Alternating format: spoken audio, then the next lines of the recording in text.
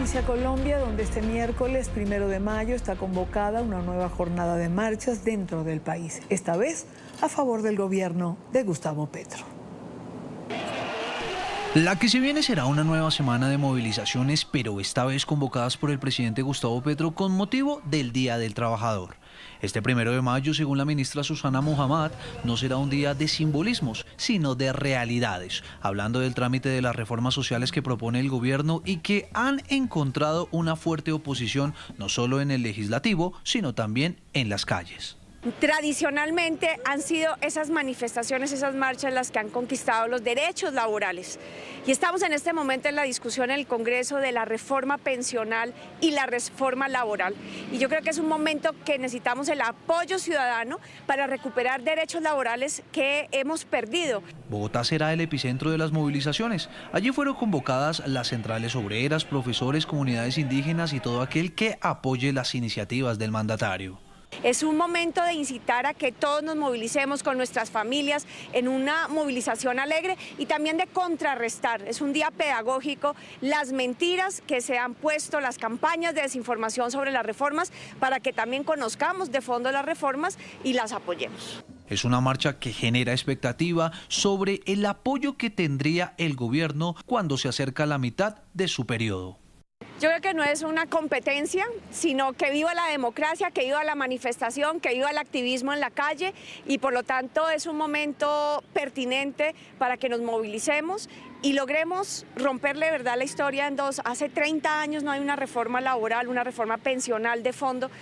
En Bogotá están convocadas las marchas en 4 puntos: Avenida 1 de Mayo con Caracas, Parque Nacional, Universidad Nacional Calle 26 y Planetario. Las demás ciudades las puede consultar en la página de la Presidencia. Quiero saludar en esta parte del programa a Rodrigo Pombo Cajao. Él es defensor de derechos humanos, es abogado. Rodrigo, qué gusto, bienvenido, gracias por acompañarnos. Gracias a ti por la invitación y de nuevo felicitaciones por este maravilloso espacio.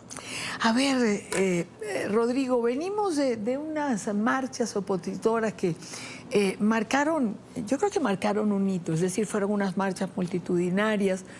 Se intentó enviar un mensaje a la presidencia, quizás de descontento o de no estar de acuerdo con varias de las reformas planteadas. Buen punto comenzar por allí. ¿Tú crees que este mensaje fue leído en la clave en que se envió? No por varias razones.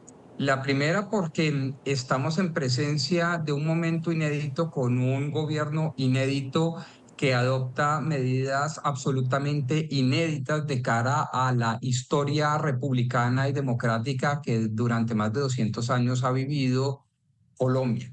Y esa característica inédita nos lleva a una característica aún más importante, y es que, como ustedes han visto y bien estudiado en casos parecidos como el de Venezuela, Cuba, Nicaragua, etcétera, los fanáticos socialistas del siglo XXI tienen como ADN, tienen como principio fundamental de actuación el hecho de alejarse de toda realidad que demuestren cifras, datos, tecnicismos, cientificidad, etcétera, etcétera. Es decir, el fanatismo consiste precisamente en eso, en alejarse de la realidad, lo que los hace ser absolutamente refractarios. Podemos sacar 1.500.000 personas a las calles y para ellos, desafortunada y tristemente, terminan siendo sucesos absolutamente aislados, afectivos, que no construyen realidad. Ellos tienen su dogma que es inamovible.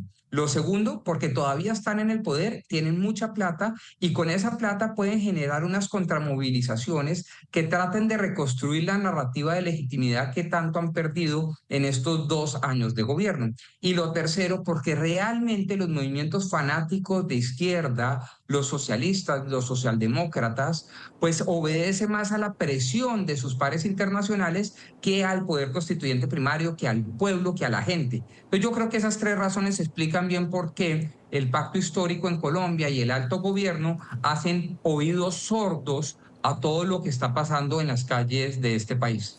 Ahora, en ese orden de ideas, si tomamos en cuenta los recursos del Estado que acabas de mencionar, ¿cuál sería la expectativa para este 1 de mayo, un día simbólico que normalmente, sobre todo los gobiernos de corte populista, suelen usar como símbolo para sacar, digamos, sus seguidores a la calle? Muy preocupante lo que se puede presentar y le mando la siguiente hipótesis, Dania. Uno podría preguntarse, colombiano, dos cosas. Primero, ¿qué realmente puede paralizar al país y por cuánto tiempo?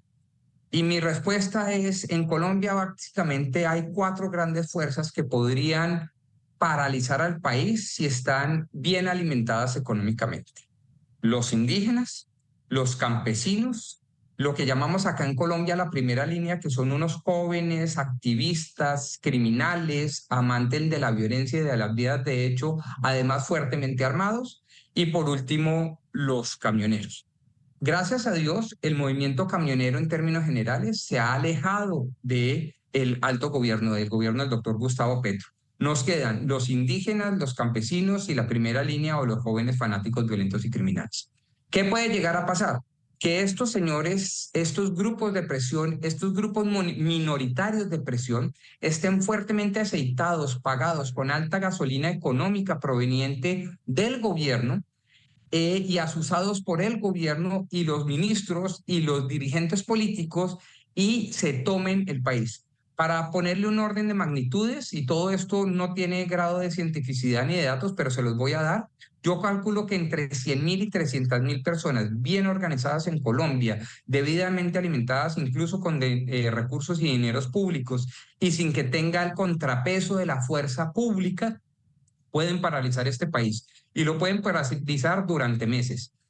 Paralizan las principales arterias terrestres, los aeropuertos, las hidroeléctricas, el sector productivo y el sector alimentario, y básicamente con eso paralizan el país. No se necesita entonces un gobierno que cuente con una legitimidad popular de base gigantesca, grandísima, para paralizar a Colombia. Se requieren recursos públicos, que los tienen, cuentan con el presupuesto más grande de la historia colombiana, y unos recursos públicos que puedan utilizar precisamente para apoyar desde el gobierno, y silenciando a las fuerzas militares y atando a las fuerzas militares para que no salgan en defensa de la Constitución ni de las instituciones democráticas, sino para que se queden encuarteladas. En ese momento podríamos tener eventualmente un diagnóstico muy lamentable, y es la parálisis de facto de un país de 50 millones de personas que por 3 o 4 grupos de poder debidamente organizados y muy bien financiados, incluso con dineros públicos, durante meses pueden entorpecer el devenir Claro. normal de la nación. Claro, pero allí yo te pregunto, o preguntaría, Rodrigo, ¿y qué gana el propio gobierno paralizándose el país a sí mismo?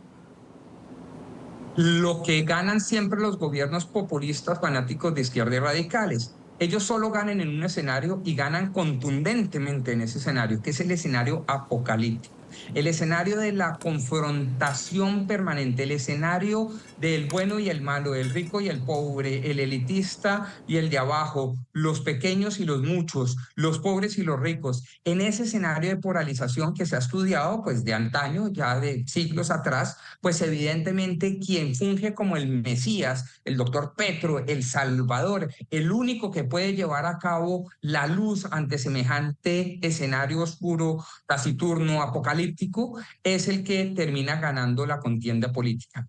En ese escenario apocalíptico, las instituciones como las altas cortes, la fuerza productiva de los empresarios, incluso el movimiento sindical democrático o la academia bien documentada, quedan en un tercer lugar. En ese escenario solo hay mesías, en ese escenario solo hay líderes populistas que, diciéndose ser la voz del pueblo, son los únicos que pueden llevar en síntesis, según ellos, el bienestar de los colombianos. Entonces, a ellos son los que más les conviene el caos, la anarquía, la vía de hecho, la fuerza popular, porque es en este escenario, repito, en donde ellos pueden realmente alzarse con la presea de la victoria. ¿Es por esta razón o por toda esta explicación que nos da Rodrigo que vemos, por ejemplo, entonces cómo se intenta llevar a cabo o se está llevando a cabo vía decreto la reforma en la salud para tener un presupuesto, cómo se quiere ir sobre las pensiones y cómo ir acumulando caja para esos 2 años o año y medio de gobierno donde el flujo de caja del Ejecutivo es muy importante para mover y para hacer proselitismo? Sí, señora, y lo complemento.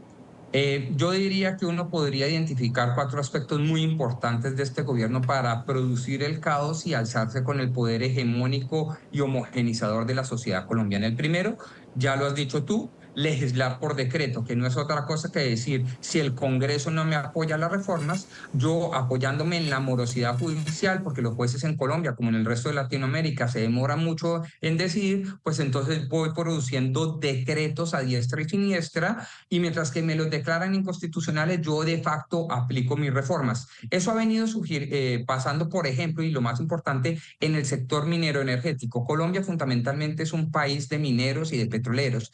De eso dependemos fundamentalmente en nuestra economía y allí han puesto los ojos los del alto gobierno y este gobierno progresista socialista del siglo XXI. Entonces, ¿cómo legislan? Por decretos, unos decretos muy peligrosos que pues obviamente ponen en jaque la producción. Lo segundo, extorsionar a través del presupuesto, pues lo que hace el gobierno es, como ustedes ya lo han visto, ejecutar muy poco para evidentemente Claro. extorsionar a ciertos sectores.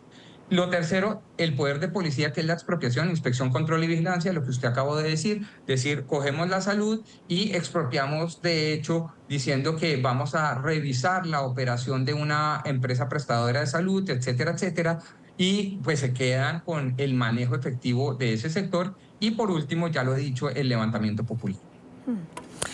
Pues habrá que esperar este 1 de mayo, ver cómo responden las calles, ver qué hay por delante y estar atentos, porque lo que no puede perder Colombia es la democracia y la institucionalidad. Rodrigo, gracias por acompañarme en esta tarde de domingo.